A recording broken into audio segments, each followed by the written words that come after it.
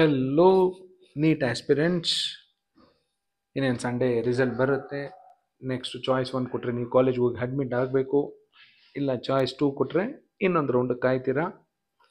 But ನೀವು admission ಹೋಗಬೇಕಾದ್ರೆ 2 annexure ಕೇಳ್ತಾರೆ, ಅನೆಕ್ಷರ್ 1 ಆ್ಯಂಡ್ ಅನೆಕ್ಷರ್ 9. ಆಲ್ರೆಡಿ ನೀವು ನೋಡಿರ್ತೀರ ಇನ್ಫಾರ್ಮೇಷನ್ ಬುಲೆಟಿನಲ್ಲಿ ಏನಿದು ಅನೆಕ್ಷರ್ 1, ಏನಿದು ಅನೆಕ್ಷರ್ 9 ಅಂತ. ಇನ್ನೂ ಒಂದ್ಸರಿ ನಿಮ್ಗೆ ಹೇಳ್ತಾ ಇದ್ದೀನಿ. ಅನೆಕ್ಷರ್ 9 ಅಂದರೆ ಒಂದು 100 ರೂಪಾಯಿದು ಇ ಸ್ಟ್ಯಾಂಪ್ ಪೇಪರ್ ತಗೋಬೇಕಾಗತ್ತೆ. ಎಲ್ಲ ಕಡೆ ಸಿಗುತ್ತೆ ಇದು. 100 rupees E stamp paper.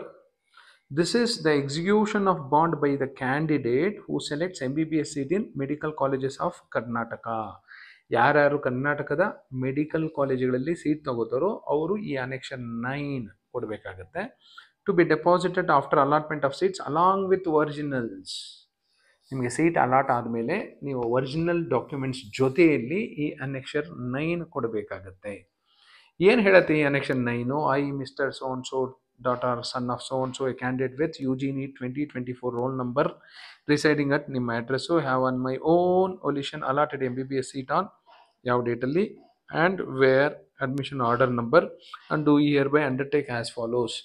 In accordance with the amendment of Rule 11 of the Karnataka selection of the candidates for admission to MBBS seats in professional education institution, etc., etc., I prepared on completion of the course to serve in any primary health center or primary health unit situated in rural areas in the state of Karnataka for a minimum period of 1 year, and I will abide to rules and regulations of government of Karnataka.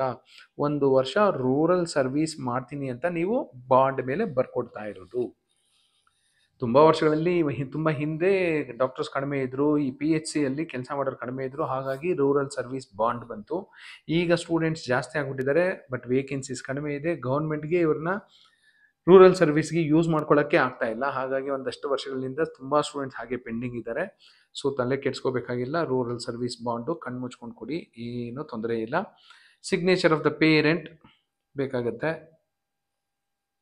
Next signature of the candidate along with 2 witnesses.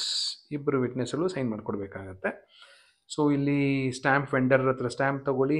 ಇನ್ನು notary ಅಂತ ಕೂತಿರ್ತಾರೆ ಒಂದಷ್ಟು ಕಡೆ designated ಪ್ಲೇಸಸ್ಸಲ್ಲಿ, ಅಲ್ಲಿ ಹೋದರೆ ಈ format ಅವ್ರ ಹತ್ರನೇ ಇರುತ್ತೆ. ಇಲ್ಲ ನೀವು ಫಸ್ಟ್ ಟೈಮ್ ಹೋಗಿದ್ರೆ ತೊಗೊಂಡು ಹೋಗಿ, ಇಲ್ಲಾಂದ್ರೆ ಅವ್ರ ಹತ್ರನೇ ಖಂಡಿತ ಇರುತ್ತೆ. ಎವ್ರಿ ಇಯರ್ ಅವ್ರು ಮಾಡಿಕೊಡ್ತಾರೆ. ಇನ್ನೊಂದು ಇನ್ಫಾರ್ಮೇಷನ್ ಪ್ರಕಾರ KEA ಆಫೀಸ್ ಹತ್ರನೇ ತುಂಬ ಜನ ಇರ್ತಾರೆ, ಇಲ್ಲಿ ಮಾಡಿಕೊಡ್ತಾರೆ ಅಂತ ಹೇಳ್ತಾರೆ. ನೋಡೋಣ. Next annexure 1. ಅನೆಕ್ಷರ್ 1 ಏನು ಹೇಳುತ್ತೆ ಅಂದರೆ, ನೀವು ಕೊಟ್ಟಂಥ ಎಲ್ಲ ಸರ್ಟಿಫಿಕೇಟ್ಸು ಕರೆಕ್ಟಾಗಿದೆ, ಒರಿಜಿನಲ್ ಆಗಿದೆ, ಡ್ಯೂಪ್ಲಿಕೇಟ್ ಇಲ್ಲ, ಯಾವುದು ಫೇಕ್ ಇಲ್ಲ. ಏನಾದರೂ ಫೇಕ್ ಅಂತ ಕಂಡು ಬಂದರೆ ಮುಂದೆ ನೀವು ಏನು ಬೇಕಾದರೂ ಆ್ಯಕ್ಷನ್ ತಗೋಬಹುದು ಅಂತ. ಆಗಲೇ 100 rupees ಸ್ಟ್ಯಾಂಪ್ ಪೇಪರ್ ಅಂತ ಹೇಳಿದೆ, ಈಗ 20 ರೂಪಾಯಿ ಸ್ಟ್ಯಾಂಪ್ ಪೇಪರು. ಅನೆಕ್ಷರ್ 1 20 ರೂಪಾಯಿ ಸ್ಟ್ಯಾಂಪ್ ಪೇಪರ್ ಸಾಕು. To be submitted on ₹20 bond paper to be deposited after allotment of seats along with other originals. Annexure 1 and annexure 9 ಇದು general affidavit. I so and so daughter of so and so residing at so and so roll number ಎಲ್ಲ I hereby solemnly declare that I have not taken MBBS or BDS admission in any college allotted by other exam conducting bodies. ನಾನು ಬೇರೆ ಕಡೆ ಎಲ್ಲೂ MBBS ಅಥವಾ BDS seat ಆಗಲಿ ಎಲ್ಲೂ ತೊಗೊಂಡಿಲ್ಲ. ನಾನು ಯಾವುದೇ ಬೇರೆ ಡೀಮ್ಡ್ ಯೂನಿವರ್ಸಿಟಿಯಲ್ಲಾಗಲಿ MCC ಆಗಲಿ ಎಲ್ಲೂ ತೊಗೊಂಡಿಲ್ಲ. ಆಮೇಲೆ ನಾನು ಕೊಟ್ಟಂಥ ಸರ್ಟಿಫಿಕೇಟ್ಗಳು ಎಲ್ಲ ಸರಿ ಇದೆ. ನಾನು ಯಾವುದೂ ಫೇಕ್ ಗೀಕೆಲ್ಲ ಸರ್ಟಿಫಿಕೇಟ್ಸ್ ಕೊಟ್ಟಿಲ್ಲ. ಅಕಸ್ಮಾತ್ ಕೊಟ್ಟಿದ್ದರೆ ಐ ವಿಲ್ ಫೋರ್ಫಿಟ್ ದ ಸೀಟ್ನ ಅವ್ರು ಮುಟ್ಟುಗೋಲು ಹಾಕ್ಕೋಬೋದು.